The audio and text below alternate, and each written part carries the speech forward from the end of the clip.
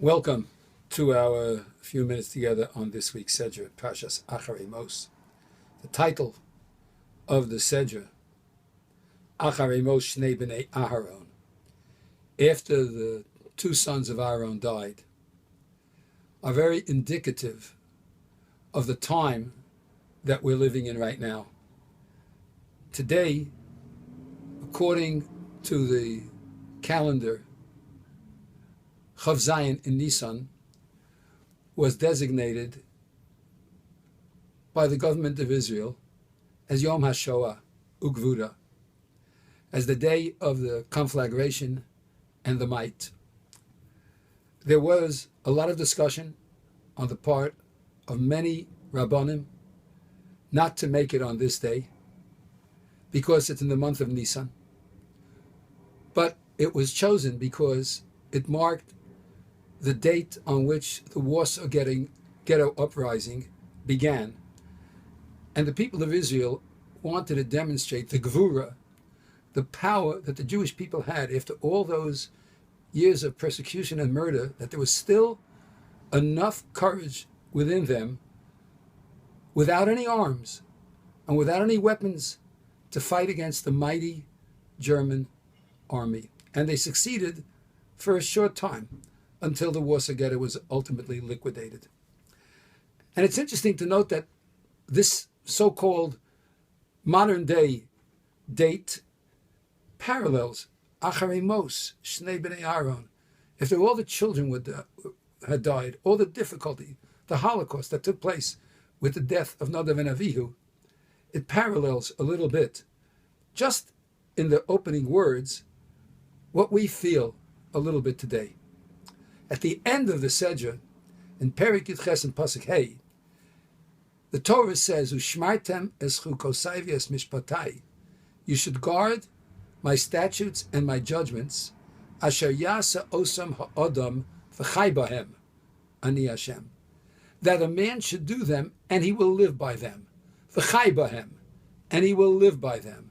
And the Gemara mentions this particular pasuk in 9 places, and in 4 or 5 of those places, it makes the statement, V'chai bahem, and you will live by them, V'lo sheyomus bahem, and not die by them. And of course, the halachic parameters and ramifications of it include that you're not required to give up your life in order to be a Jew, except for the 3 terribly cardinal sins of avodah zarah, worshipping idols, shvichas damim, killing another human being, or gilu arayos, or immoral acts. Otherwise, if someone tells you to desecrate the Shabbos, you desecrate Shabbos. If someone tells you to not wear tefillin, you don't wear tefillin. And you do whatever it is to preserve yourself. Inherent and deeply within the words v'chai bahem, it's not just the idea that you should live by them and not die by them, that you don't have to observe the commandments if someone has a gun to your head. But there's something else in there. And that is that the truth of the matter is, even though the physical resistance of the Jewish people is to be marveled at against the odds that they were facing in the Warsaw Ghetto, but the real resistance and the real life of the Jewish people is not dependent on the force of arms, but it's the adherence to the principle of v'chai bahem. You will live by them, because by doing the mitzvahs and by keeping the commandments, the inner neshama of the Jewish people has an everlasting quality that transcends what anyone tries physically to destroy the Jewish people.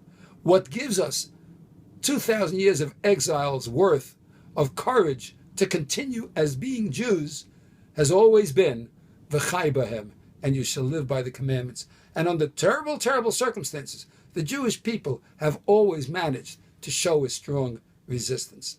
There is a story about a man who, after the Holocaust, came to his Rebbe, and he remembered him from the camps, and he said to him, "Rebbe, I no longer put on tefillin.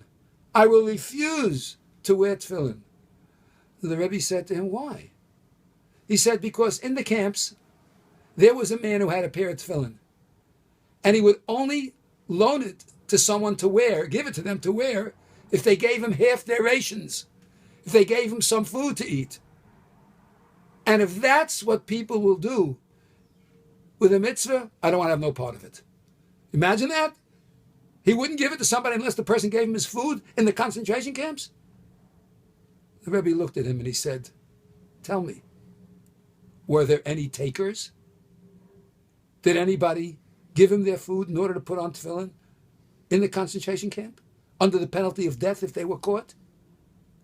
He said, yeah, there were many. There was a line. So the Rebbe said to him, why focus on the one person who did the wrong thing? Why not focus on all those others who were willing to be moser nefesh and give up their lives? Because they knew the chai bohem. That's what makes the Jewish people live. This is what makes the Jewish people live. They were willing to give up their food for the purpose of putting on tefillin because they knew that ultimately this is what gives the Jewish people their lives. And despite the loss, and despite the suffering, and despite the fact that it's Chodesh Nisan, the import of the actions of the people in the Shoah, who under no circumstances compromised anything, and after the war continued to follow strongly with a tremendous love of Hashem and His Torah, all the commandments, that is v'chai b'hem. That's what we live by. And that's what gives the Jewish people their strength. It gives us our eternity. It's what it means when it says Netzach Yisrael lo yishaker, that which has nitzchias, that which has everlasting quality, v'chai b'hem, never lies, and it continues to go on to this day. The real lesson of Acharei Mos is v'chai b'hem, that we live by them, and because we live by them, we have a stronger sense of who we are and what we are and how we're going to persevere under any and all circumstances. Nothing can destroy us because v'chai b'hem. Have a very wonderful Shabbos.